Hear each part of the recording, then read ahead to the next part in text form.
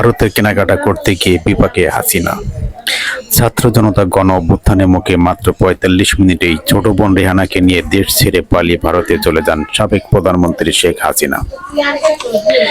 তখন দিল্লির কাছে গাজিয়াবাদের হিন্ডন বিমান সেনাতে ঘাঁটিতেই রয়েছেন বাংলাদেশের সদ্য প্রাক্তন প্রধানমন্ত্রী শেখ হাসিনা। হাতে নামমাত্র সময় পাওয়ার আসার সময় জামা কাপড়, নিত্য ব্যবহৃত জিনিসপত্র কিছুই নিয়ে যেতে পারেননি কেউ। দিল্লির একটি সূত্রে জানা যাচ্ছে, গাজিয়াবাদের হিন্ডন বিমান সেনা ঘাঁটিতে একটি শপিং সেন্টার নিজের এবং বোনের প্রয়োজনীয় জিনিসপত্র কিনতে যান হাসিনা। জামা কাপড়ের পাশাপাশি অন্যান্য জিনিসও কেনেন হাসিনা ও তার সহযোগীরা। সব মিলে ৩০,০০০ টাকা কেনাকাটা করেন তিনি। ভারতীয় মুদ্রাতেও দাম মেটাতে যান হাসিনা, কিন্তু কিছু টাকা কম পড়ে। এরপর বাংলাদেশি মুদ্রা দিয়ে বাকি দাম মিটিয়ে দেন তিনি।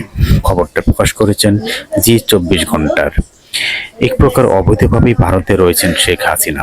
রেহানা ব্রিটেনের নাগরিক, রেহানার কন্যা টিউলিপ সেখানকার মন্ত্রীও, কিন্তু ব্রিটেনের অভিবাসন আইনে অনুযায়ী ব্রিটেনে পা রাখতে পারছেন না হাসিনা। ভারতে কতদিন এভাবে থাকবে শেখ হাসিনা, তা নিয়ে এখনো চলছে আলোচনা। জানা গেছে ৫ই আগস্টের ৩ দিন পর বৃহস্পতিবারই ভারত ছেড়ে চলে গেছেন হাসিনার সহযোগীরা।